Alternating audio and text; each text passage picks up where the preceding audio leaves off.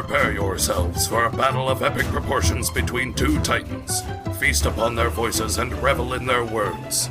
This is Dueling Ogres.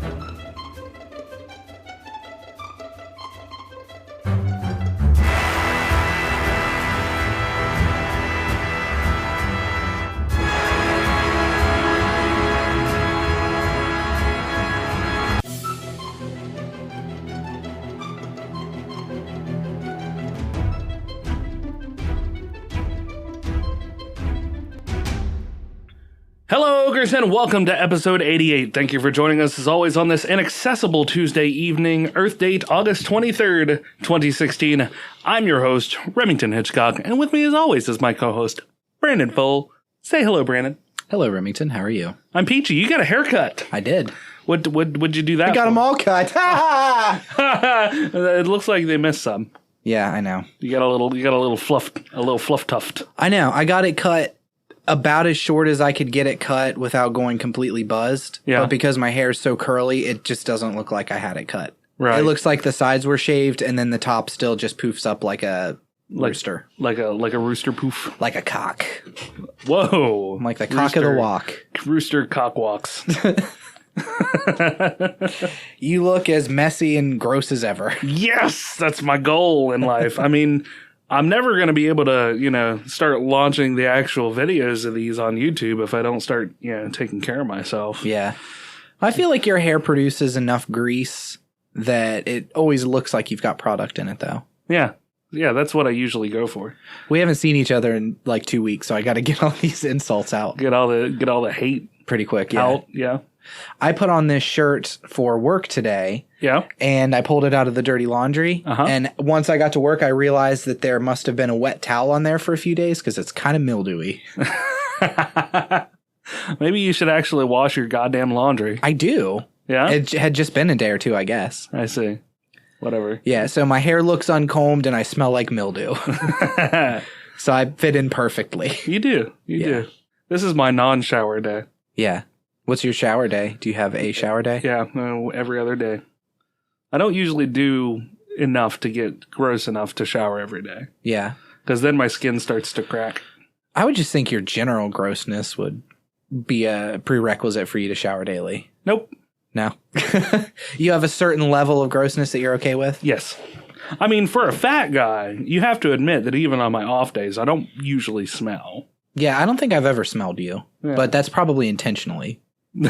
I mean, yeah, you're not burying your nose in my taint or anything. But I mean, it is close. Yeah, super close. I mean, that just has to do with the size of the studio, though, and the size of the nose. Yeah, the size of the nose and the studio together. See, I was trying to avoid a big nose joke. I was trying to be kind. Well, I felt bad because I really came out swinging on you. So, So what have you been up to this past 2 weeks? I have been working a lot and in my off time playing No Man's Sky. Yeah. Mm-hmm. I have been working a bit, not a lot, but a bit when it comes to actual job. And then I've been working on the website stuff too, because I'm constantly trying to improve that. We've been over that 100 times. Yeah. And also, I realized with Ginger's help that we've got the pre-launch events happening in World of Warcraft for Legion that's coming out August 30th. August 30th. So I've been trying to catch up on that. If you pre-order, you get to play as the exclusive Demon Hunter. Yes, you do. You get if you have pre-ordered, you can, which we just paid off our pre-order, but we are also getting the physical copies. What's the cost of the digital? I don't know off the top of my head. We're getting the collector's editions because we always do. Oh, okay. Just because there's no sense not to. We have almost all of the collector's editions anyway. Yeah. So why not? What does the collector's edition come with? You get a art book. You get like a new mouse pad. You get, I think you get the soundtrack. Do you get anything that transfers to Hearthstone?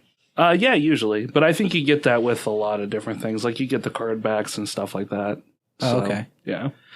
So what all, and I'm probably going to regret asking this, but what all does the new expansion bring to World of Warcraft, Remington? I am not as versed in it as I have been in the past. Oh, really? Yeah. I figure new expansion, you'd be all over it. Well, I haven't played for a while now because there was still such a big break between Warlords and Legion, and I just haven't really kept up on a whole lot of anything. There are a lot of changes going on. Like I almost had to basically relearn my Shadow Priest because they have done some major spell modifications and like dropping and renaming and this and that and the other and redesigning. So there's been a lot of that even for a Shadow Priest, which actually made my rotation a lot easier. Like it's your rotation of spells? Yeah, my rotation of spells that I play. It's actually a lot easier, but they instead of my spells being based off of a mana system as a Shadow Priest, it's based off of insanity.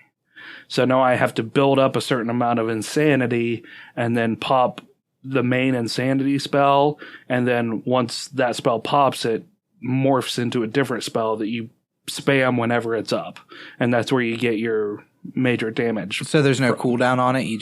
No, there is a cooldown. You still have the global cooldown, or actually I think it has a cooldown of its own, but the goal is to get as many of those pops in as you can while you have enough insanity to do so. Oh, okay. So yeah, so you're trying to build up your insanity, and you lose it exponentially quicker as each tick goes. And that's understand? Is that brought in with the newest one, or that's how it is now? I mean, that's how it is now. Okay. That's what they've changed it to. So, I mean, I haven't really dabbled with any of my other classes or anything yet, so I don't know what's changed in anything else. They have a new, I don't know if it's a legendary weapon system or something like that, where you're basically upgrading the weapon as you go. Like the weapon itself has its own talent tree. Oh, that's kind of cool. Yeah. Does that work for any weapon, or you have to get a legendary weapon? Each class has its own like legendary quest, I think. Again, I'm not really versed on it. I'm really behind. So. This is stuff that's being added, though. Yeah. This isn't stuff that's active now. Yes. Okay. Yeah, as soon as the expansion launches, then you'll be able to start working on your legendary stuff, I think. And like I said, again, don't quote me on any of this because I'm not up to date on it. But everyone's going to quote you on this. Everybody. This is going on the box. Yes. I think there's like a legendary weapon you can upgrade or something. Yeah. ... Don't quote me on this. Remington Hitchcock. So yeah. Star question mark? But like I've been having a lot of fun with the events and stuff. I'm really kind of excited to come home and play some more of it tonight after I get off of work. So I had something I was going to ask you about, and I just remembered unprompted what it was. What's up with that word of the day, Rem? So I didn't. What's up with that word of the day, Rem? Hey, Rem, what's up with that word of the day, bro? Now you're just really throwing me off. I recently started a Tumblr of my own, so I could see exactly what it is, and I don't understand it. But I've been getting random notifications, which prompted me to look something up. There are things, apparently, in this world that we call poles of inaccessibility. Okay. Poles? Yes. Like P-O-L-L-S? No, like P-O-L-E, like the North Pole. Okay. Like poles of inaccessibility. And apparently what this refers to is, from the wiki, a location that is the most challenging to reach owing to its remoteness from geographical features that could provide access. So like top of Mount Everest, top of Mount Kilimanjaro, stuff like that? Yes and no, because they've been reached. So they are no longer poles of inaccessibility because they are accessible. So a pole of inaccessibility has to have never been accessed? I think so. I think that's what the... I mean, they still exist in history, like reaching a certain point in the North Pole. I think it's still marked as a pole of inaccessibility, but it is now accessible, or it has been accessed before. I don't know. It's kind of hard to understand. There is a point in the ocean called Point Nemo. It's located in the South Pacific Ocean, and it's located 1,670 miles or 2688 kilometers away from any of its nearest islands. Okay. So, I mean, this is the point in the ocean where there is nothing for 1.7 thousand miles. Is it an island? No, it's the centralized point in the ocean. Okay. The actual longitude and latitudinal point. Okay. Is 1,000 or 1.7 thousand miles away from any landmass. Okay. This is actually the point where when they decommission satellites and stuff, they drop them into that point in the ocean. Huh. Because there's least amount of danger for it colliding with anything. Yeah. So, yeah, I just thought that was just an interesting little tidbit. Yeah, and it's cool because I never would have thought about that when they let satellites crash into the ocean. Yeah. I guess it makes sense that they would have a specific place and not just just let it drop, whatever. Right, yeah. There's water, who cares? Well, you think they'd burn up in the atmosphere or this and that and the other, blah, blah, blah. The North Pole of Inaccessibility, sometimes known as the Arctic Pole of Inaccessibility or just the Arctic Pole, is located on the Arctic Ocean pack ice at a distance farthest from any landmass. It lies 626 miles from the three closest landmasses of Ellesmere Island, Komsomolatis, and... What was that? Komsomolatis. No, it's not even Komsomolatis. It's Komsomolets. Komsomolets. It sounds like you would be wearing a black robe, performing some sort of ritual, and speaking in Latin. Komsomolets. Komsomolatis. So yeah, basically they take the 3 points farthest from the centralized point. It's like a triangulation. Okay. So they take those 3 points, and then that center point that is the farthest from each of those points is like the point of inaccessibility. If it's inaccessible, that is. Okay. You see what I mean? Yeah. Okay. And it's that spot in the ocean is the center point? Yeah. And for instance, the North Pole one, there are ice packs there, but those ice packs are constantly changing, so it makes it very difficult to get to it.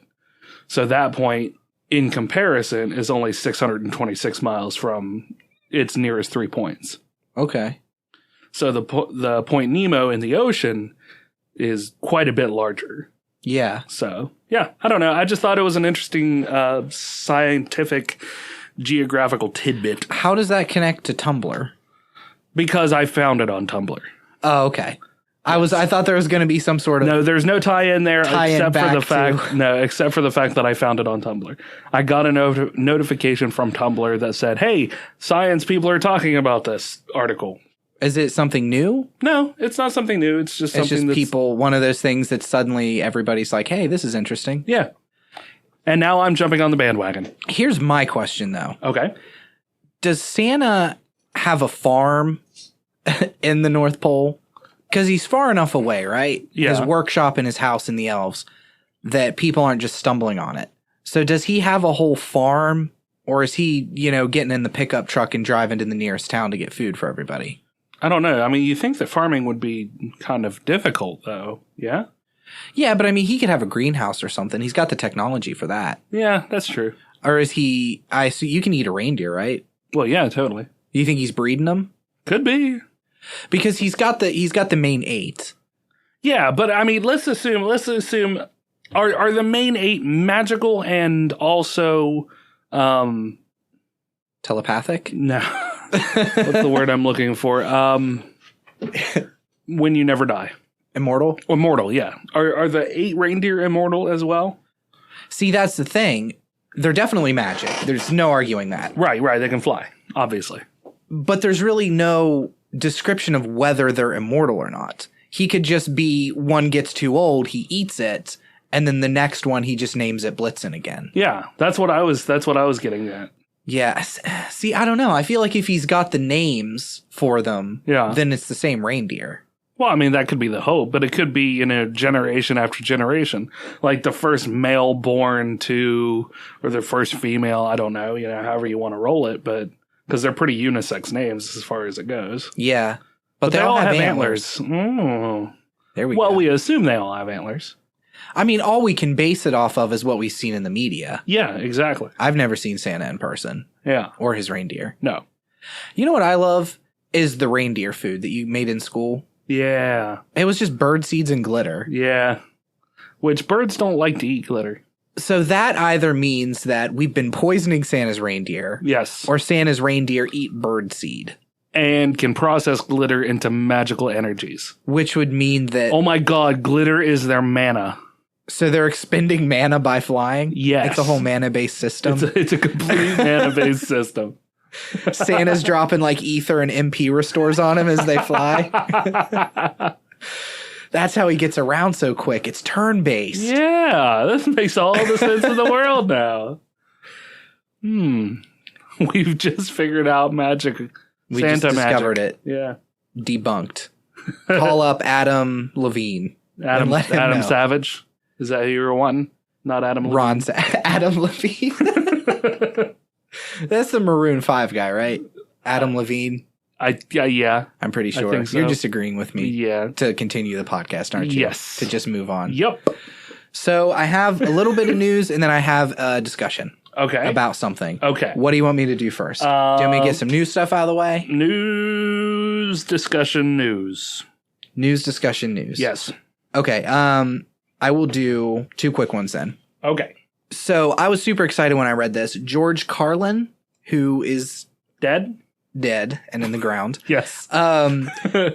He recorded a stand-up special. It was his last recorded stand-up special. Okay. And he recorded it on September 9th and September 10th of 2001. Right. So something big happened around that time in 2001. I don't remember, but apparently it was something pretty major. Right. He recorded a stand-up special and he titled it, I Kinda Like It When a Lot of People Die.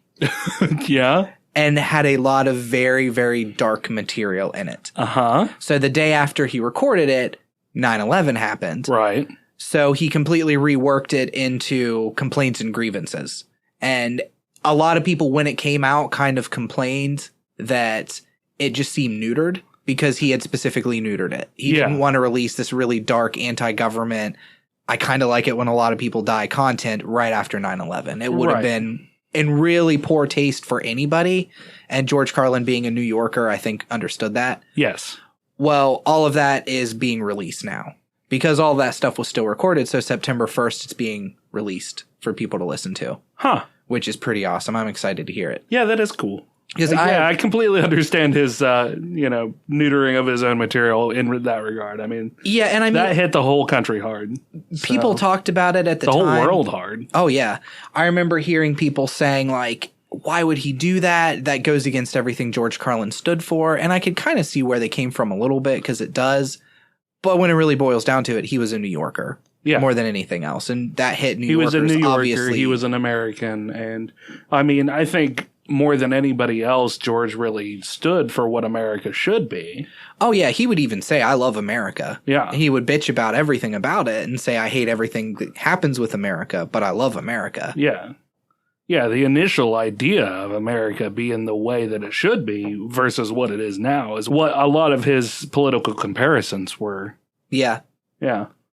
The other piece of news that I have here, I just read this today.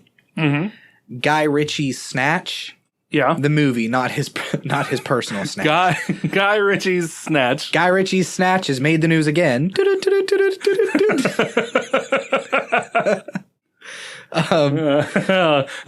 a whole slew of terrible jokes that I can make. Yeah. Oh, man. It's being made into a TV series for Crackle.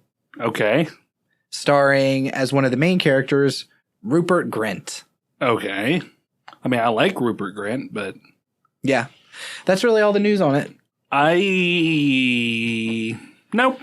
No, don't really care. Nope. I don't. Well, I just don't like the idea of it. I don't think that Snatch is a very iconic thing, and it's got a pretty good cult following, and it's a really good movie, and I think that should just be how it is. So you like Snatch? I do. I love Snatch. Yeah. Mm-hmm.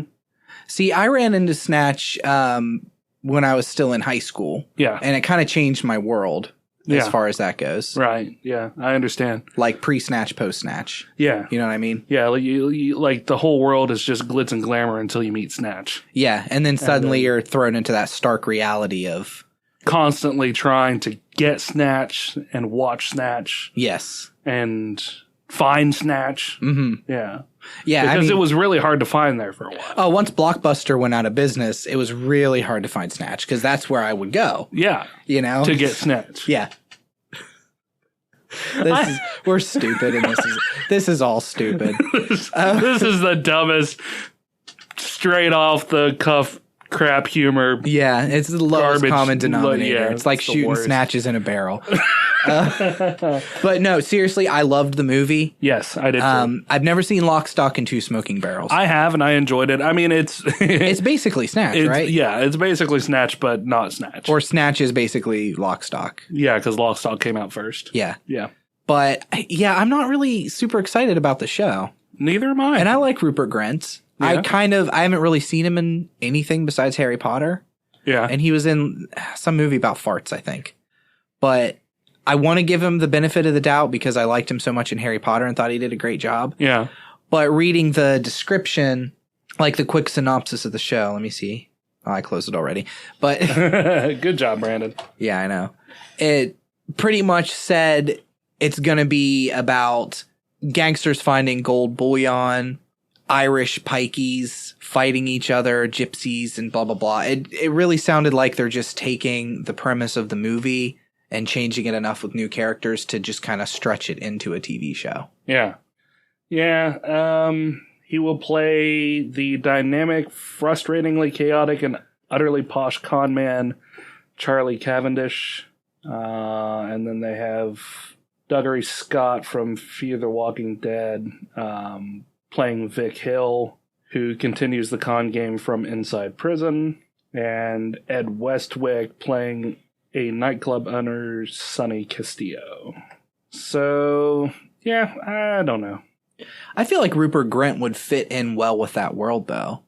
Yeah. He has that, and that's one of the things that I liked about the Guy Ritchie movies that I have seen, is for the most part, the actors they choose aren't your typical chiseled Hollywood actors. I mean, Jason Statham, but that was kind of before he rose to the Jason Statham that everybody knows. Yeah, that Like was the before actors- he was action hero Jason Statham. Yeah, the actors they pick look like a regular person on the street, which Rupert Grint kind of does. Yeah. I mean, if you want to see Jason Statham's ability to be dramatic and comedic, watch Snatch. Oh, yeah. Because otherwise you just see bits and pieces. I mean, what's the one where he had the adrenaline stuff to keep himself going? Oh, I know what you're talking about. Whatever that movie was. Snatch. Whatever that movie was, I can't remember what it is. I mean, that was an action flick for sure, but there was a lot of comedy going on. Well, doesn't he have to like keep shocking himself with a car battery or something? He gets poisoned, and it is basically killing him off, and he has to keep resuscitating himself. It's completely ridiculous. Absolutely ridiculous. And I think they made 3 of them. Yep. I remember somebody, because I'd never heard of these movies, and somebody was explaining to me the premise, really excitedly explaining to me the premise, and like, oh yeah, at one point he's like fucking a girl in midair as he jumps out of an airplane because he's got to keep his adrenaline up. Yep. That's pretty much it. Yeah. It's completely ridiculous. But yeah, I don't know. I might watch an episode of it, but I don't think that I would be interested in watching a full series about it. I mean, if it's good, that would be awesome. Yeah. But like, Fargo is one of my favorite movies, and I haven't seen the Fargo TV show, but it's gotten great reviews from people. That's true. And I mean, that's just it. Like, especially shows that, like, it seems like they're really getting good writers nowadays. Like, you've got your network TV shows that are still just kind of like, that's what they are. Mm-hmm. But you've got like the Netflix exclusives and the Hulu exclusives and this and that and the other. And they're getting really rave reviews because writers aren't stifled by writing for network TV. Oh yeah. I think online media, like, I mean, Crackle, who the fuck cares about Crackle, but like Netflix and Hulu and Amazon even. Yeah. That's where TV is really growing and flourishing. Yeah. is in those shows because they have less restrictions. Yeah. And that's why I'm still kind of excited to see The Tick, which will be coming out here, the 24th? So in 2 days, probably be out Tomorrow. by the time I get... Oh, is it tomorrow? I was actually going to ask you because the pilot episode's out. You can watch the pilot episode now. Yeah, I just saw that today. I haven't had a chance to watch it yet. Oh, so. damn. I was hoping you'd seen it so you could tell me about it. No, I haven't. Sorry. We'll Do you have catch to up pay on for it? the next one, though. I don't know. I haven't even looked yet. Oh, okay. Yeah. I just saw the news story that I could watch. So, but anyway, yeah, I mean, I like where media is going nowadays, because online viewing is becoming such a big thing and we're getting it tied into things. I mean, you can get Netflix on your TiVo and you can watch it through there, so you're basically tied in. Mm-hmm. There's no reason not to watch those shows, really.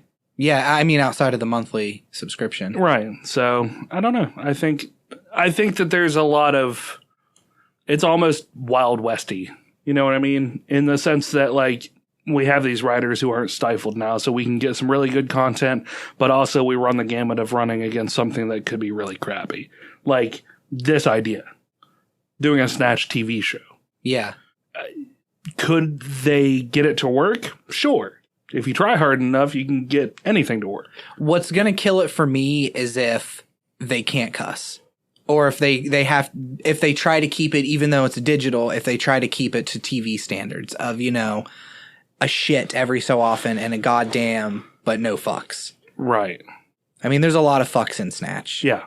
There are a whole lot of fucks in Snatch. So, and I think it would really take away from it, Yeah, I agree. Let me cut to a little bit technology news real quick. I just wanted to get your quick opinion on this. Okay. And then we can drop It's great and I love it. And then we can drop into whatever you were wanting to discuss. Okay. Self-driving buses take roads alongside commuter traffic in Helsinki. So they've tested autonomous buses for the last little while in Finland and... Finland? Shut up. You give me shit all the time for mispronouncing stuff. I was in the middle of a thought process. Fuck you. Listen, you can take your archipelagos and go fuck yourself. Finland. Tell me more about Finland, Remington. So anyway, a lot of Finns there. they've been testing these autonomous buses for a little while, and there's like a 10-year plan to institute more this idea where you basically don't need a vehicle of your own. It'll all be autonomous. And they're really pushing it here because there is actually no law where you have to have a driver behind the wheel. Really? Yes. That's one of the reasons why this testing is going on here. Huh. You legally do not have to have a driver behind the wheel. So do you think that's an intentional law, or that's just something they didn't think about when they were making traffic laws? I think it would be something that would be assumed. Yeah. More than anything. So they've done private testing, on closed roads, and everything works out well. So now they're testing 2 autonomous buses in open public. How does it work? Do you know? I mean, like, in GPS and cameras and shit, I imagine, right? Some space stuff. The article where I saw this actually doesn't list how the technology is working here. I think there might be a link or something that will link to a different place where they're explaining it. But in this particular one, they don't have how it works. So none of the pictures are of the bus actually driving. This is true. It's all parked. The buses themselves, though, have a max speed of 40 kilometers per hour, but will travel an average of 10 kilometers per hour, making them unusually slow-moving vehicles during non-gridlock times. They can carry up to 12 people. Would you feel comfortable getting on one of those? Yeah. I mean, when it's still being tested. Yeah, I don't care. I mean, because the long and short of it is whether there's a driver behind the wheel or not, every time you get onto any transportation of any kind, there's always a risk and a danger. Of not just crashing, but getting stabbed. Yes. Especially if you're on public transit. Yeah. In America. Mm-hmm. Lots of stabbings. In the ghetto. The bus stabbings. Yes. So I'm curious to see where the technology comes in, like the programming part of it, right? Right, yeah. Because I assume that it wouldn't be super difficult to have a car be able to drive with the help of GPS and the help of proximity sensors and stuff like that, going at a reasonable speed. Yeah. And, I assume it's not difficult, like I know anything about programming, Right. It's not that hard, right? You just fucking Tonka truck it. But the issue comes in with a computer not being able to have the response time of a human. Like a computer is going to have a quicker response time, but a human has that sense of weighing options. You know what I mean? That ability to make split-second decisions that are going to save people's lives, whereas a computer is going to just factor in everything. Like, an old woman crossing the street and a woman with a baby carriage accidentally loses the carriage and is yelling, my baby, as the carriage rockets towards the bus. Right. A human has that decision to make of which am I going to do? How am I going to... no choice but to hit the old lady or the carriage? And maybe not that, because that's pretty black and white, but the human has that of... Wait, what's the choice there? Between hitting the old woman or the baby carriage? Yeah. Old woman. Okay. Because she's old and has lived her life? Well, partially, but also the baby has no control over it. Uh-huh. Because the baby was in the baby carriage and was lost. Okay. Whereas the old woman is crossing in a place that maybe she shouldn't be. Okay. Maybe she's drunk. Uh-huh. Maybe she went to Helsinki to get a little turned up. Uh-huh. And it's her own fault. Okay. But then you hit the woman and you go to save the baby and that baby's smoking a joint and you're like, shit, I've made the wrong decision. Mistakes in Helsinki. See, I mean, the thing is, maybe I hit the baby because babies bounce. Yeah. I mean, is that based on any sort of scientific fact or you just because of the phrase bouncing baby boy? Yes. Is that a yes to both of those things, right? Yep.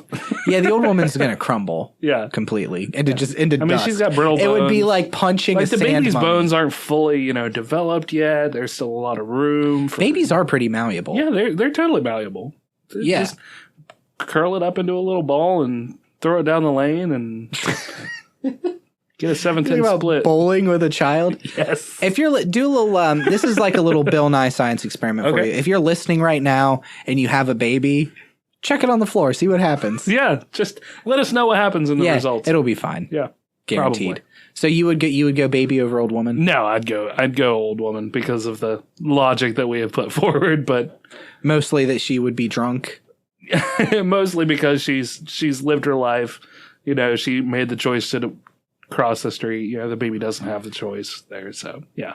What if that old woman runs a charity for orphans and that baby is going to grow up and poison his own mother?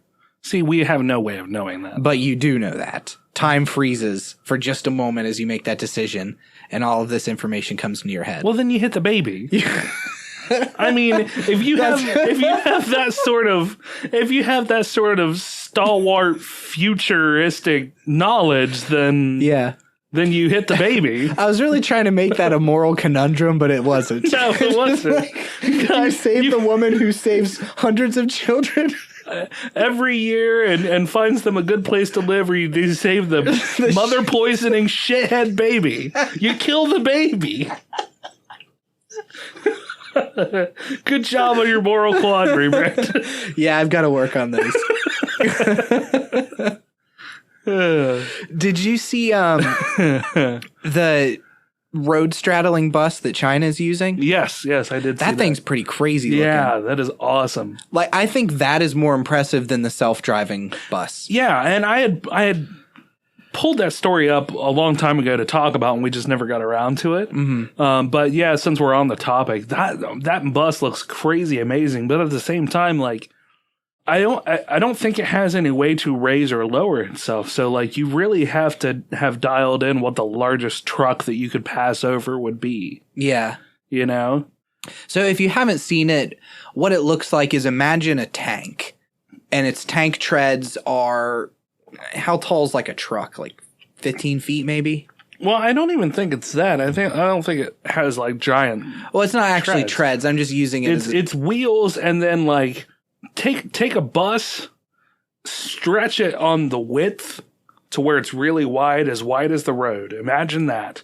And then put it on stilts. And the stilts are the wheels. And then they're put wheels on the stilts. Yes. Well, and I think I actually read it where you had put it in our shared news folder. Yeah. Maybe that's where I got it from. Yeah. But it holds like a ridiculous amount of people too. Yeah. Well, I mean, you have so much more area now. So there's that. So really, I mean, there are obvious. Oh my God. They're obvious. Well, don't obviously. There are obviously places where it wouldn't be able to go. Yeah, because you have I'm willing to test that. overpasses and things of that nature. Like, there's got to be places in China where you have overpasses and stuff where that bus just can't go. Yeah. I imagine it's got to be on pretty straight road. Because, I mean, the thing with the width of it, I would think it would be really hard to take any sort of turns. Like, any sort of sharp turns. Anyway. Not necessarily. If the wheels themselves are on their own axis, then they can turn independently of themselves. So as your car, your front wheels turn, and that's how you steer, right? I will believe you, yes. They're connected by an axle, and then your rear wheels are also connected by an axle. Your rear wheels are stationary. They can't pivot, but your front wheels can. Well, all of the wheels on this bus, I haven't looked at it, but I assume, can pivot. Each single wheel can pivot. So it could actually turn. And they're not connected by a axle. So they're all completely independent of each other. So really, you can use mathematics to turn each wheel to where as each secondary and tertiary wheel and so forth enters into that turn, they turn just a little bit more. So you could actually get a pretty decent turning radius on it. You really sounded like you knew what you were talking about there. I do. No, I know. That's what I'm saying. You sounded really knowledgeable there. I'm just surprised because I'm not used to hearing that in this podcast ever. Like, that sounded like some genuine science. Somebody may have learned something there. You used the word tertiary. That's a good word. Thank you. Oh, I'm kind of blushing because I thought you were being facetious for a second. No. Giving you a compliment, buddy. I feel really good. Thanks. But yeah, the design of that thing is one of the first vehicles I've seen really in my life that 100% said, this is the fucking future. Yeah, I agree wholeheartedly. And it probably is a pretty amazing feat of engineering, but I don't know. To me, it's just like, it's a tall bus, whatever. But the design of it looks awesome. Yeah, I agree. That's way more impressive than this little. We're just immediately shitting on this. Like, we're shitting on the self-driving. You can take your stupid self-driving technology and blow it out your ass. Get some tank treads, get some stilts or something, then we'll talk. Yeah, get some stilts and a massive wide bus that goes over the other traffic. Get out of here, Finland. Fuck you. You don't know nothing about China. And we took it back down to the level of dumb humor. Yeah, back to where we were. Yes. Come full circle. So what did you want to discuss? So I wanted to talk about, I have been playing No Man's Sky. Uh-huh. And I've talked about it before on the podcast. Do you remember me giving the basic description of it? Yes. This procedurally is the one... generated, explore planets, animals, planets, everything procedurally generated, et cetera, et cetera. Yeah. Well, I am enjoying it a lot. Okay. But the game comes out on PS4. I'll give a real quick rundown of the week leading up to No Man's Sky's release. So a guy buys a copy of No Man's Sky for the PS4 a week before it's released. Yeah. He spends $1,300 on eBay to buy it. Okay. He's streaming the video. Sony keeps shutting down his streams. People start to take some of the video that he has and will put it on YouTube and it'll be up for an hour. They end up going to Pornhub actually to host the video because Pornhub apparently has more lawyers behind them than YouTube does. And when they get DMCA'd, they just laugh and say, talk to our fucking 8,000 lawyers because we're Pornhub and we're going to put up whatever we want to. Yeah. So people start to see the game and the game is nothing like what was promised. Okay. The game has procedural generation, but the graphics are kind of shitty. It runs real bad. There's glitches everywhere.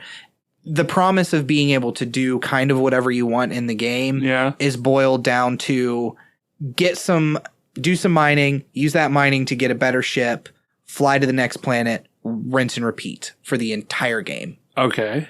So the creator of No Man's Sky, like the head of Hello Games, goes on Twitter and says, do yourself a favor, don't watch these videos. You've waited 3 years for this game. Wait 3 or 4 more days to experience the game yourself. Don't spoil anything by watching these. Right. And then people started saying, well, the copy that the guy bought online, that was a review copy or a demo copy. It's not the full game. All of that stuff we were promised is going to be in there. Anyway, game comes out. Almost everything that was promised or heavily intimated that was going to be in the game is not in the game. Okay. The version that he was playing was the full version. Right. There was a day one patch that fixed a lot of those glitches, which is more why the head of Hello Games was saying don't watch it. Yeah. Because they knew they knew that the game was shipping bad and had a patch to fix it day one immediately. Yeah. The basic glitches and stuff. So then PC releases 3 days later. I can't say half, I can't even say a quarter, but a large portion of people who bought it for PC couldn't play it. Game wouldn't even run. Oh, wow.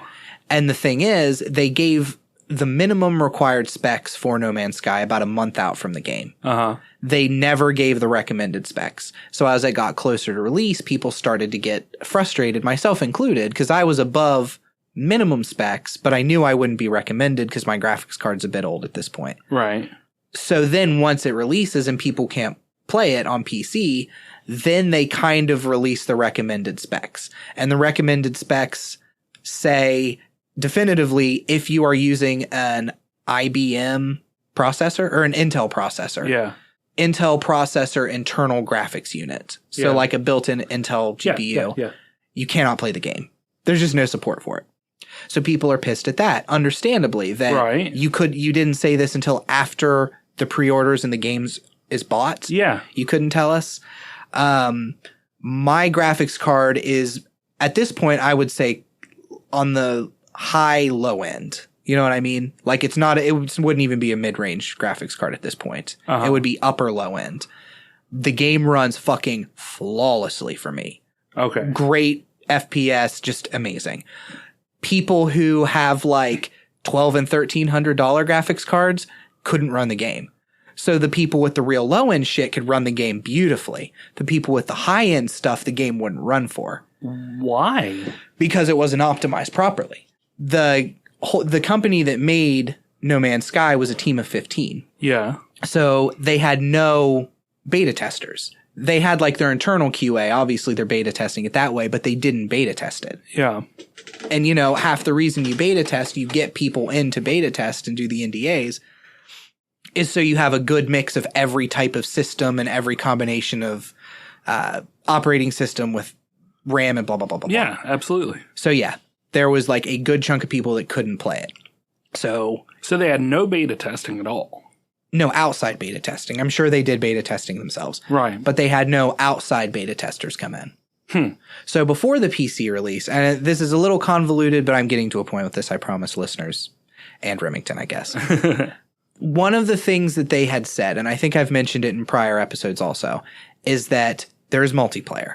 But the world is so big, the chances of running into another player is infinitesimal. Yes. Infinitesimal. Infinitesimal. Infinitesimal. Infinitesimal, yes. Okay. Because there's like 18 quintillion bajillion planets or whatever. Right. Also not a number. So within the first 8 hours of playing on PS4, one player hits a system and finds planets that have been named by another player already. Yeah. And it gives their PS4 username. So he messages the guy and he says, hey, I just found a bunch of planets that you named. How far out are you? And the guy's like, I'm like 2 systems past that. Let's meet somewhere. Because he'd gone, Sean Murray's the guy's name who runs Hello Games. Yeah. He did a huge swath of interviews over the past year talking about No Man's Sky. Right. And that's one of the things he said for a long time is the chances are super, super small, but you can meet somebody. Like he was on the Colbert Report couple months ago and said the only way to see what your character looks like is to run into another player and see what they look like. Yeah. So these 2 PS4 players meet up and they both stream it at the same time. And they meet up at the same space station and they can't see each other. And they have absolutely no interaction. So people go fucking crazy. and are messaging Sean Murray and Hello Games and are like, why can't they see each other? I thought you said people could meet up. Like, first off, how is the universe infinitesimal? How is the universe infinite or close to infinite?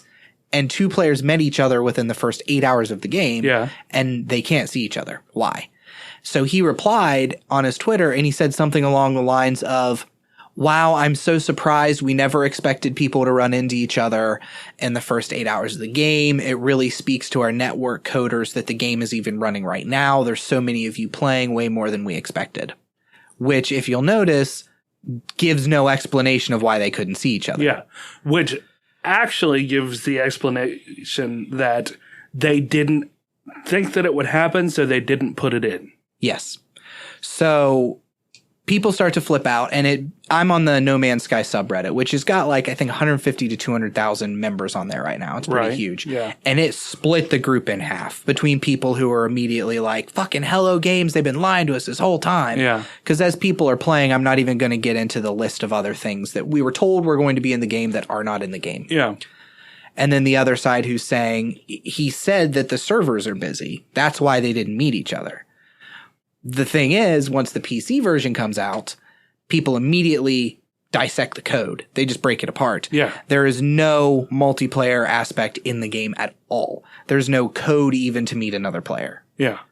So all of that said, what I want to come down to is, what do you think the responsibility is for a company or a person who's offering a product to live up to the exact expectations of what they promised?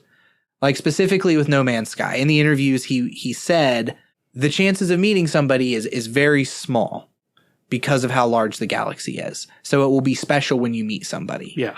That, even though he says it's almost close to zero, he didn't say it's zero, right? Right. When you say that, that leaves that hope that there is a chance you will run into somebody and it will be magical. Yeah. So that, in and of itself, is disingenuous. Yes. To say that. I agree.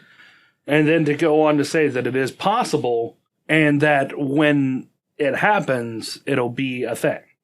Yeah. But it wasn't a thing because it wasn't possible. Yes. So, yeah, I mean, that's just it. That's, even if their intent was to allow that to happen through patches and stuff, you have to be upfront about that sort of thing. Okay, the game isn't going to launch with the ability to see other players. It's slated for the pipeline. Because if you give your audience an idea of what they're looking at, if this team, Hello Games, yes, right, is only 15 people, so if the entire company itself is 15 people, listen, a game of this magnitude that they're trying to tote, that's bigger than World of Warcraft. Yes. World of Warcraft has hundreds of people working on it. Yeah. Hundreds. Well, and here's the thing, too. Just in the code. That doesn't include artists and everything else. He was very clear, even in talking about multiplayer. He said, this isn't an MMO. He said, you're not going to, if you and 100 other people all go to the same planet, you're not going to see all 100 people. The way he described it, and you haven't played Watch Dogs, you're probably not even familiar with the game Watch Dogs. No, not really. But basically how it works is when you play the game, you have what's considered an open lobby, which means you're in single player, but your lobby's kind of open and always broadcasting a signal. Yeah. Whenever another player has an open lobby and both of your lobbies connect that your signals together, you enter each other's lobbies. So now you can see each other, but those lobbies have a limit. There's only so many people that can get in. Right. So him saying, even if there's 100 people, you're not going to see all 100 people. Your lobby's going to fill up at some point. And after that, people will be invisible. Right. So he never said it was an MMO. Right. So that, yeah, I understand that. Yeah. But still, the point of what I was saying is that if it's not going to be in the launch of the game, because that's just it. I mean, if you know anything about gamers, if you tell them that something is going to be super difficult, that's the first thing they're going to try to do. Oh, fuck yeah, it is. Yeah. Absolutely. You cannot be a gaming company and not know that about your audience. They're going to break it apart. Yes, absolutely.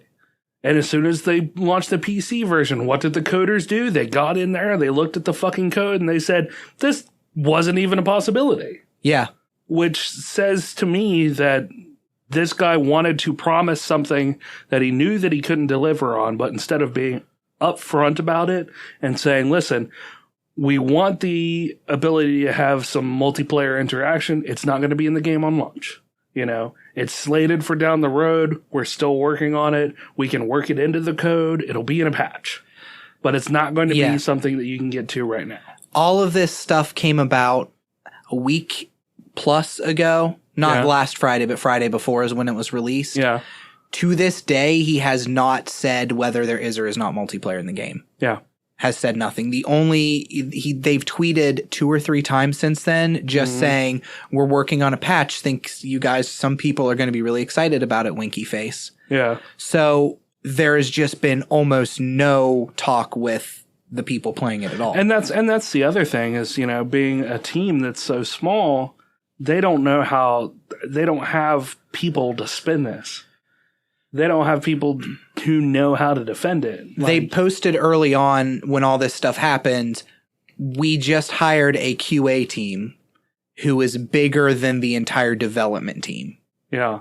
The thing is, No Man's Sky made hundreds of millions of dollars. Yeah. It went gold like 2 weeks before it even came out, just on pre-orders alone. Right. And a lot of people are saying, and that's where the two camps come in. A lot of people are saying there were 15 people and they made this giant procedurally generated world or universe. Yeah. And I have had some amazing moments in the game, and I'm not for a second downplaying the game. I see where stuff comes from. I see the repetitiveness. Yeah. But I mean, I've gone from like a barren, toxic, radioactive world with like flying eels in the sky and that's it, to the planet system I'm on now is like lush blue grass and giant red wavy trees and like dinosaurs and shit. Right. So the procedural generation is amazing. It can be really cool and give me that sense of wonder. Yeah. So I love the game.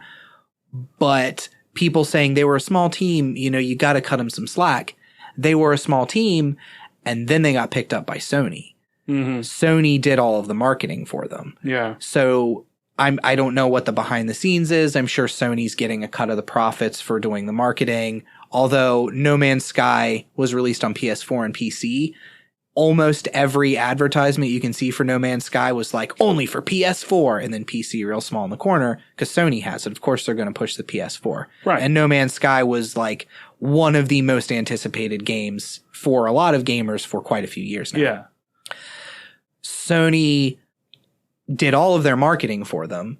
And the biggest complaint is that they charged $60 for this game. So they charged a AAA price for a game that even I could admit, being a huge fan of the game, is out of beta, maybe. Yeah.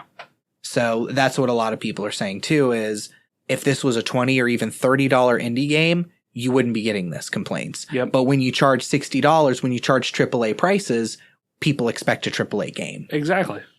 And that's just it. And even if they still, going back to it, even if they wanted to charge AAA price for this basically indie game with the initial crew being 15 people, you still have to, it all comes back to you have to be upfront about what your game is going to be on launch. Yeah. And that's what is killing them more than anything else is people are enjoying this game. I mean, some people aren't, and it's definitely a love it or not game. Yeah.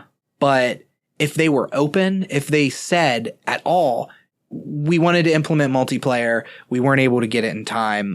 We didn't want to push the game back any further. The bare bones of the code is in there. It's something we're hoping that we can get out in the next 6 months, but we're not sure, but we'll keep you updated. That would put 90% of the dogs barking at their door, would put them in their place. Yeah. You're always going to have people bitching, of course. Yes. But that would settle so much. Absolutely. You have to be upfront about things. Yeah. Especially with gamers because they're vitriolic. Oh, yeah. I mean, you can get whipped up. Like, I was watching videos about No Man's Sky as I was playing it. Yeah. And I had to stop listening to reviews because the reviews started to jade me and I started to see, the little cracks in the porcelain of the game. Yeah. And I didn't want that because, as I've said, I think for me, it was $60 well spent. Yeah. I've got in a week and a half, almost 20 hours logged on it. And when I get home tonight, I'm probably going to play it for another 2 or 3. Yeah. And I'm not doing anything. I'm cataloging animals I find, cataloging plants, and getting materials to upgrade my ship to go and see what the next cool planet is. Yeah. I've been naming every area. You find a planet, you can name the planet. You can name every animal you find. You can name every plant you find, and you can name the galaxies that you find. When you're on a planet, you'll also come across these beacons that'll be like random weird alien word swamp, random weird alien word valley, and you can change those names. So I went through an entire system and renamed everything to ogre. So I have an entire system where every planet you go on is like ogre swamp, ogre valley, ogre crossing. And then I had a system where 3 planets in a row I named Dueling, next planet Ogres, third planet Dot, DAHT, fourth planet Calm. So if somebody does happen to go across this galaxy and goes to those planets in that order, which, who knows about that, it will be duelingogres.com. That's awesome, though. Yeah. Like, that's some subliminal marketing, whether you meant to do it or not. Oh, no, I did it intentionally. But yeah, and that is cool. You can name stuff whatever you want. I found like this weird lizard that runs on 2 legs and has a dinosaur head and looks like he's constantly like wiggling. Yeah. And I named him Business Lizard. Because he looks like he's just in a hurry, like he's late for a meeting. Oh, makes you want to give him a little briefcase. Yeah. Oh, I can't wait to get there. It's I have a meeting at 2. Oh yeah. No, I was playing it and my daughter and my girlfriend's son were watching, and I was like, "Oh my god, you guys have to watch this." And I was doing that like, "Oh geez, he's going to kill me." Got to get to the meeting. Oh, that's so funny. And I'm almost done with this because I know I've been fine. kind of dragging on for a minute with it. It's disappointing because this game, from watching the hype building up to this game, nothing that hyped is ever going to meet the hype. Yes, this is true. I think with my very limited to no experience of how you would deal with this, I would think that you would want to try to temper expectations a little bit, wouldn't you? Yeah. Or once the hype train gets to a certain point, is there nothing you can do? Well, yes, to that point, especially if Sony's taking over your marketing. That's what Sony does. Sony hypes. That's why people saw the crap movie that was Spider-Man. Mm-hmm. Like, Sony can get you excited about stuff because it's Sony. But the thing is, Sony did the commercials.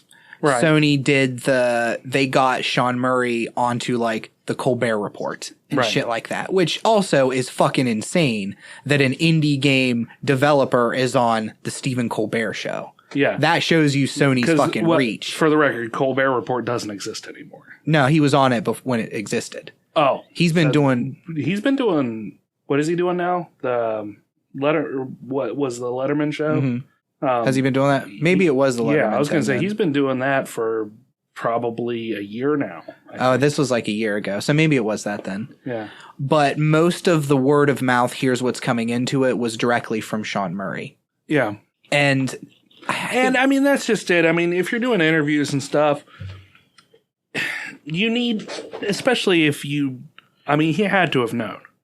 He had to have known that the multiplayer, say, we'll come back to that just because that's what we've talked about, that wasn't going to be available first thing in the game. Yeah. And you can't say it's not going to be in the game on launch. Like, because that really kind of, you still want to have that excitement and the spin there. So you have to spin it in a way that you're not saying that it's not going to be there, but you're saying that it'll be there eventually. But saying multiplayer will not be available on launch seems like a reasonable thing to say. It seems like a reasonable thing to say, but it doesn't make sales. Yeah. But and that kind of goes also to what I wanted to talk about. That's dishonest. Yes. And that's sales and that's marketing, and I get that. Yep. But to not tell people something's going to be in the game, to not only not tell people, but twist it to seem like it is in the game when you know it's not, because it's going to affect sales, is a pretty dishonest thing to do. Yes. And that kind of stuff happens all the time. I think why it has stung a lot of people is because leading up to this, Sean Murray, like in interviews, Sean Murray is like the goofiest, nicest looking guy, both attractive wise and just friendly wise. Like he just looks like a really cool dude talking about this game. Yeah. And I think that's part of what stung so many people is they believed him and they got behind the hype, and then it comes out and they're like, oh, he was just kind of fucking lying to us. Yeah. Whether intentionally lying, saying that features were going to be in the game that weren't, or he was a little pie in the sky thinking these features are going to be in there. So I'll go ahead and mention it because they're going to be in there, and then they're not because they couldn't get it to work. Either way, he was dishonest and the company was dishonest. Yeah. A few hours before the PlayStation version released, they tweeted out, just to be clear, do not go into No Man's Sky expecting a multiplayer experience. Right. Even then, and maybe I'm jaded at this point, that to me doesn't even say there is no multiplayer in this game. That just reinforces to me the things that he said all the way leading up to it of, yes, you can meet other people. The chances of it are just super small. Right. But and then I guess that's kind of you can take it either way, which is one of the things that's irritating is everything he's tweeted and everything he said in interviews seems to be done intentionally in such a way that he has plausible deniability of like, I said the chances of meeting somebody is close to zero. Like, why would you expect multiplayer? Yeah. I don't know. I think Sean, if you're listening to this, which I'm sure he is. Yeah. Yes. If you're listening to this, you need to take some spin classes. Some spin? Some spin classes. Like cycling? No, like how to spin your information, how to make the things that you say be just vague enough to work to make your sales, but not be outright lying, because that's what people have felt like you've done to them. Yeah. And it is unfortunate. And this is the final thing I'll say about this, because I know I've gone for a bit now. One of the things he said there was a very big interview with, I can't remember. It wasn't Game Informer, but it was a very big gaming site. Yeah. And it wasn't IGN either, but it was like 100 questions with Sean Murray.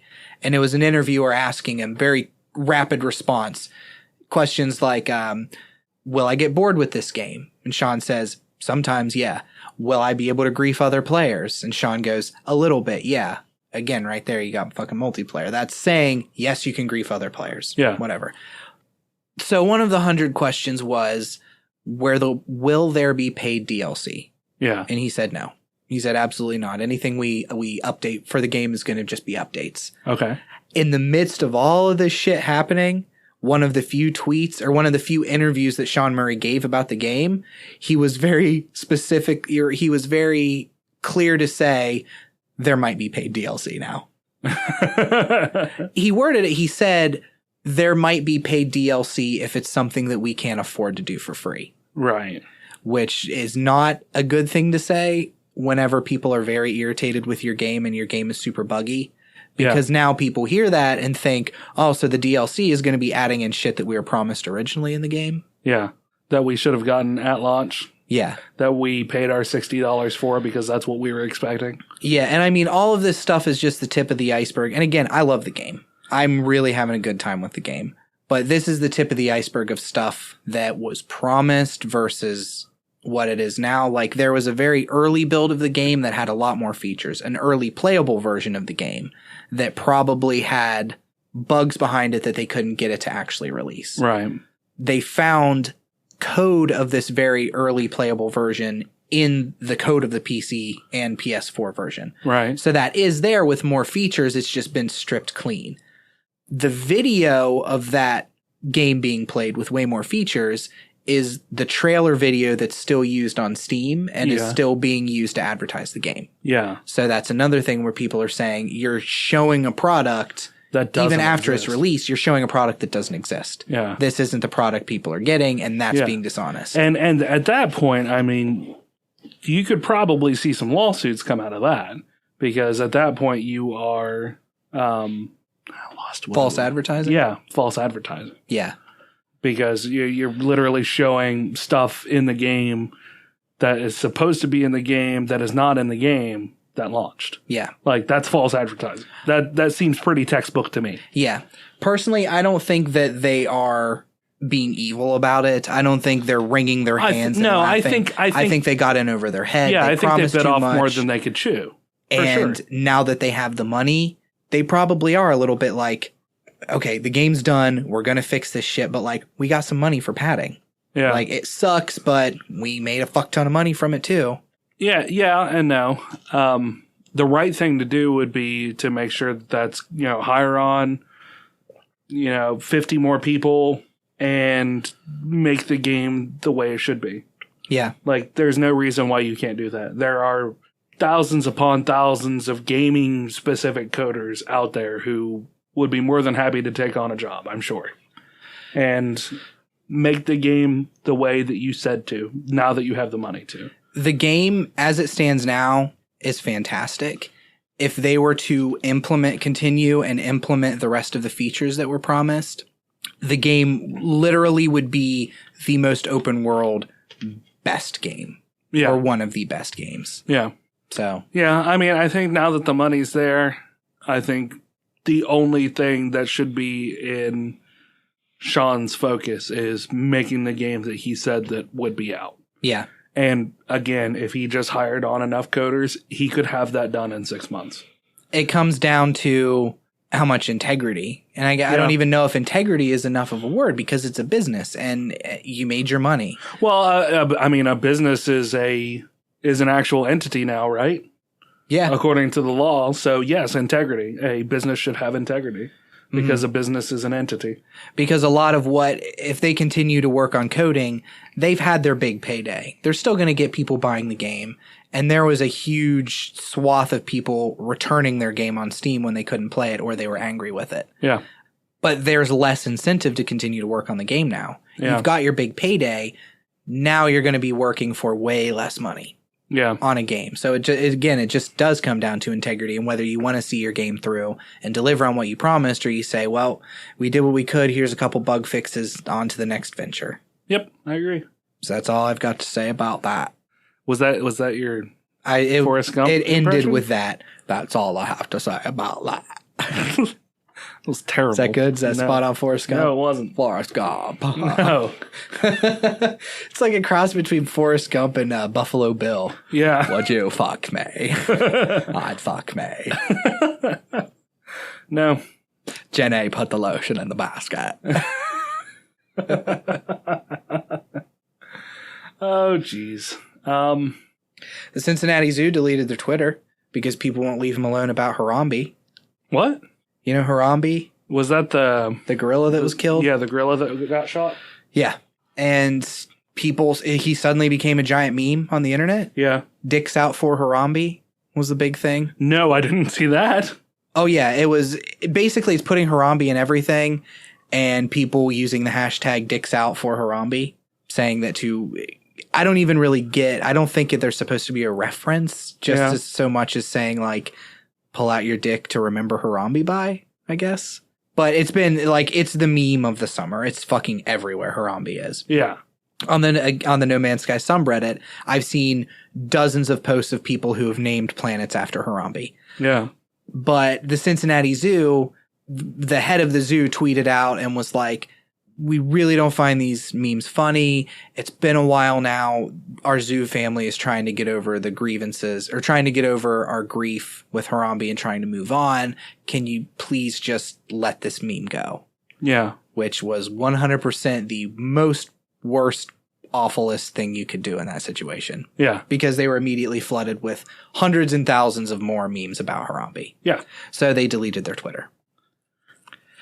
And the memes crack me up because they're so fucking stupid. Yeah. But at the same time, like, it is a little shitty, right? Yeah. Like, nobody gives a shit about the gorilla. Like, the memes aren't about the gorilla. The memes are about, I feel, to distill the memes for me, it's the humor of tragically remembering this gorilla that was a huge news story 3-4 months ago for 2 days and then everybody forgot about it. And then suddenly they bring back this, like, remember Harambe? I mean, I don't know. I don't think it should be a meme, really. Because it was because that was the one where the kid fell in, right? Yeah, the 3-year-old kid fell in. And then the gorilla started to approach the kid, and then they took out the gorilla. Yeah, the gorilla had he wasn't pushed against the wall. The gorilla was kind of like leaning up against him or something. I didn't watch the video. Yeah. So I'm just going by what I've heard. Yeah. I don't know. I don't know. Memes like that leave a bad taste in my mouth because the long and short of it is we see time and time again where instances like this happen and a gorilla comes up and, coddles the kid and keeps it safe until somebody can come and get it. Yeah. Like, that's almost always the case when something like this happens. So I mean, I remember the story, and I remember being pretty appalled by the fact that they took out the gorilla. Somebody hacked the personal account of the zoo director, his Twitter over the weekend, and changed his profile picture to a photo of Harambe, and sending out tweets, including hashtags like hashtag justice for Harambe and hashtag dicks out for Harambe. Like, I know we've talked about the hilarity of the internet, and like, you know, Hitler did nothing wrong with the Mountain Dew naming thing. Yeah. It's just people, there's always this one-upsmanship. And this stuff is funny, but then somebody's got to go and hack the guy's fucking Twitter. Yeah. And do this stuff. Like, people are always one-upping each other, and because of the anonymity of it, it doesn't matter. Yeah. Because, you know, I'm sure if I were following that guy on Twitter, it would be funny for me for a minute to see like, somebody got in there and tweeted hashtag dicks out for Harambe from the zoo director's site. That's funny. And then move on. You don't think about it. But really, like, there's people behind it. There's a guy there who fucking raised Harambe. Yeah. I don't know. It's all ridiculous. Yeah. I don't know. You seem a little more tickled by it than I am. Somebody at Cincinnati Zoo deleted their Twitter just like they deleted Harambe. The Cincinnati Zoo thinks deleting their Twitter and Facebook account will bring back Harambe monsters. Frowny face. Yeah, that's a lot of the kind of stuff. Yeah. Here's Remembering Private Harambe. It's a Photoshop with Harambe as Private Ryan. That. Yeah. Yeah. And I thought, that's stupid. Bush did Harambe. That one gets me. Nope. Sorry, these are doing nothing for me, Brandon. Yeah. Because of the fact that the gorilla was killed? Yeah. I mean, it was a shitty thing that happened. Like, nope, it's bad taste. Yeah. It's all bad taste to me. Yeah. Well, and everybody was up in arms at the Cincinnati Zoo for killing the gorilla. For killing Harambe. Yeah. And now suddenly it's, let's just make jokes about it. I mean, yeah, exactly. And that's just it. The internet is a fickle mistress. Like, everybody was pissed off that they put the gorilla down, and now they're making fun of the fact that they put the gorilla down. I don't think they're making fun of the fact that they put the gorilla down. I don't think this has anything to do with what happened to Harambe. Right. I think this is just its own thing. Well, exactly. Like, yeah, it's not even about the gorilla, but it should be about the gorilla. Because the gorilla shouldn't have been put down in the first place. Yeah. Like, even if they were concerned about the child's safety, why did they kill a gorilla when they could have tranquilized the gorilla? Well, I think that they said that the tranquilizers on the gorilla take like 25, 30 seconds to hit. And the gorilla, who's already seems a little like vicious towards the kid, or like a little threatening towards the kid, if they were to shoot it with a tranq, that gorilla has 25 to 30 seconds to do whatever the fuck it wants before it's knocked out. I don't know. That was their reasoning for it. I fall on the side of not saying my opinion on this. I'm going to just stay out of this with my opinion, but I gotcha. I don't know. There's been so much evidence over the years of instances like this happening, like I said before, and the gorilla taking care of the child once that it realized that it wasn't a threat. Mm-hmm. So I think that's exactly what would have happened if they just would have started to rescue the child instead of doing in the gorilla. It's just with a wild animal, you don't know. True. I think that was probably their thinking, is that with a wild animal, you don't know. True. You don't. And if they hadn't shot him and he just ripped that kid apart, then it's going to be completely on the other end of the spectrum, isn't it? Then maybe we would see some increases in park funds and stuff to make sure that kids can't fall into pits. Yeah.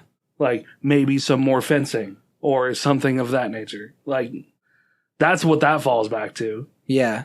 You know, use that tragedy. Okay, let's say that the gorilla does tear the kid apart.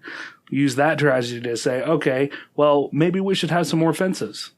Or maybe we could use like... Or maybe we could not keep gorillas and other wild animals in a park in the middle of a fucking city. Oh, so you're going full on war against the zoo.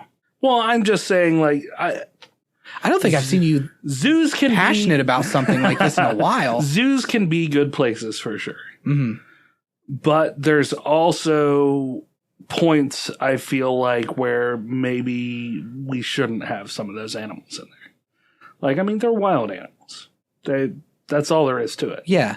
So those wild animals came from somewhere, unless they were born at the zoo and raised in the zoo. Yeah. You know Well, what I mean? think that's kind of how I think it's how it zoos is operate anymore. now. Yeah.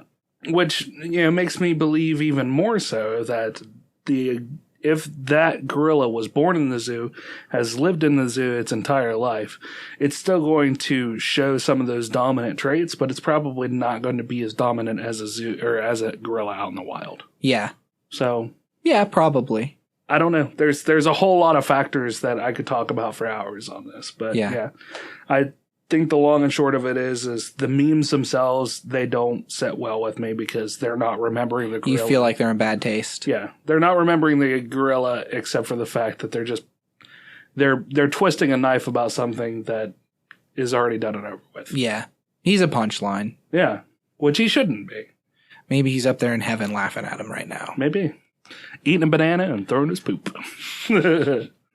So to cleanse our palate from the last bit of conversation, I want to drop some science technology news on you.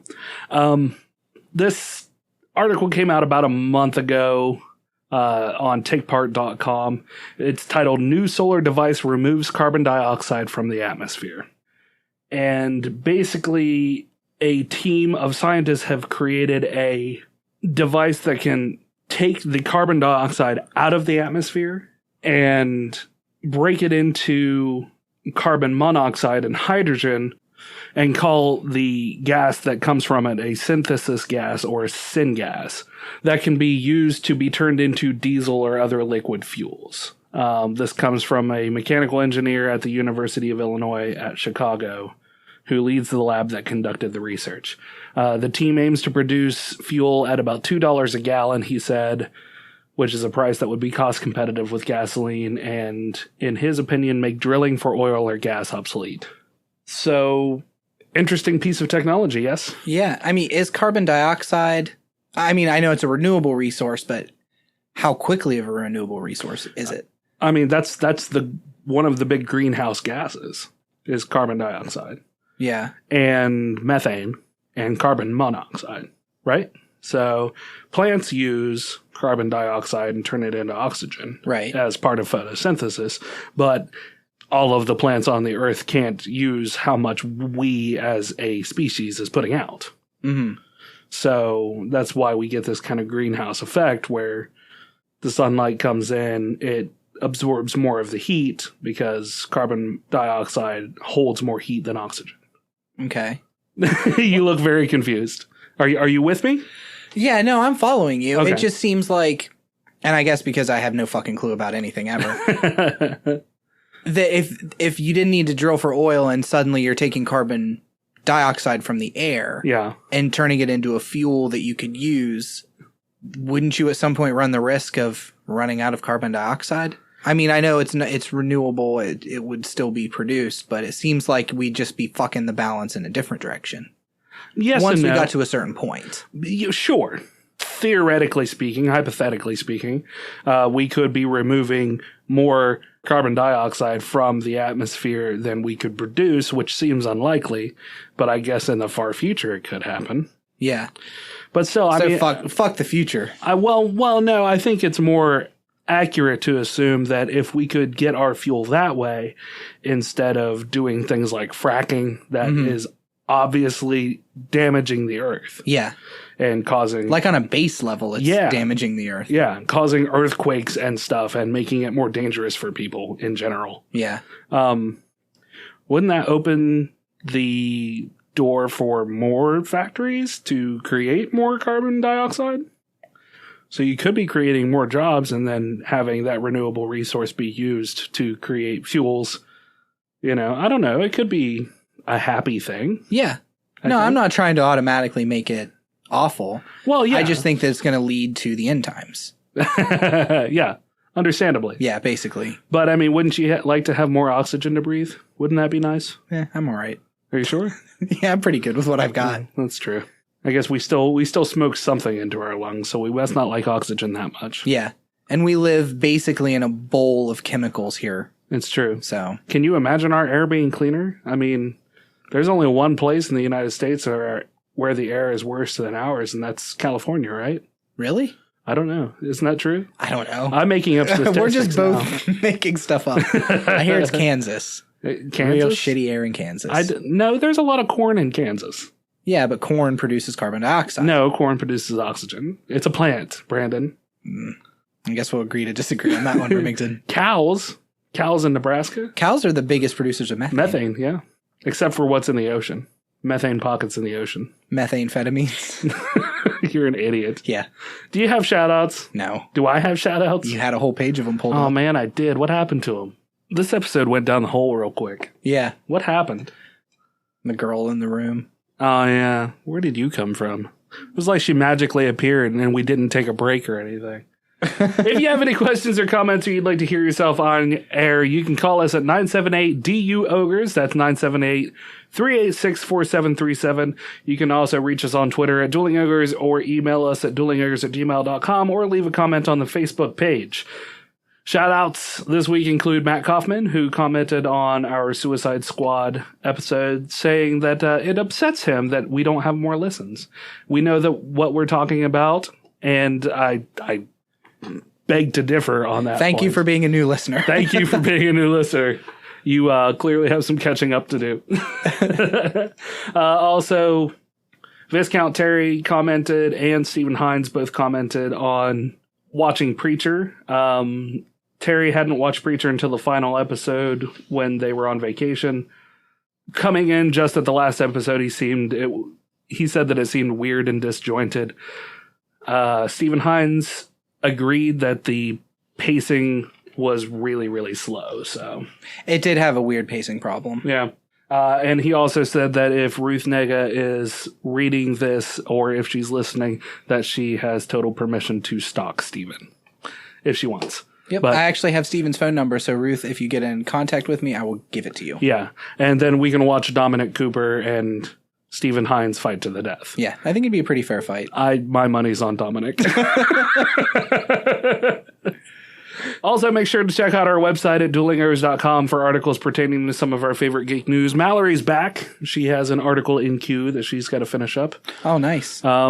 If you would like to be involved in writing for us, you can get your ideas about your own geek news, science, technology, comics, movies, shows, whatever. We don't care. Yeah, I mean, it's very broad. If you really want to geek out about sports, I guess you could. Yeah. You know, if it's interesting, I suppose. Yeah. I mean, we won't understand it, but Yeah. somebody might. Potentially. You can do that. You can send us an email at bloggers@duelingogres.com. Be sure to leave us a 5-star review on iTunes or find us on TuneIn, Stitcher, Pod Directory, or nearly anywhere else you can find a podcast, including Podbean. That one's a new one. We still haven't been approved on iHeartRadio yet.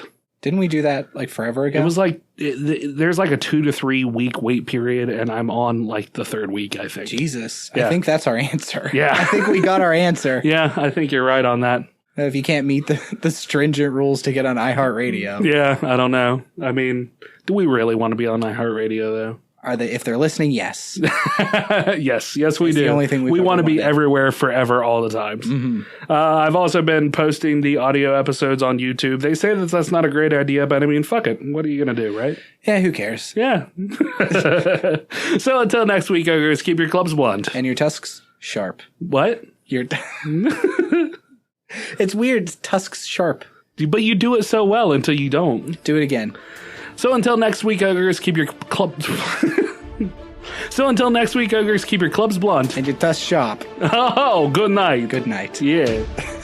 Peace out. That's really racist. I got a fever.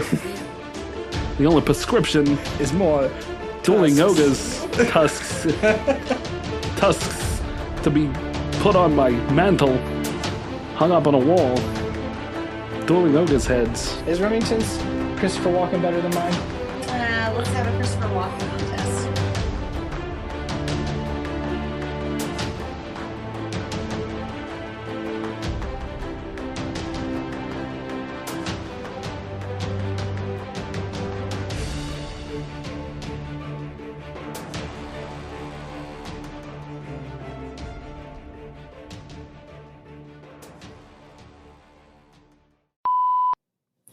I wasn't really paying attention. I wasn't really Yeah, you're just zooming out. Okay. Christopher Walken.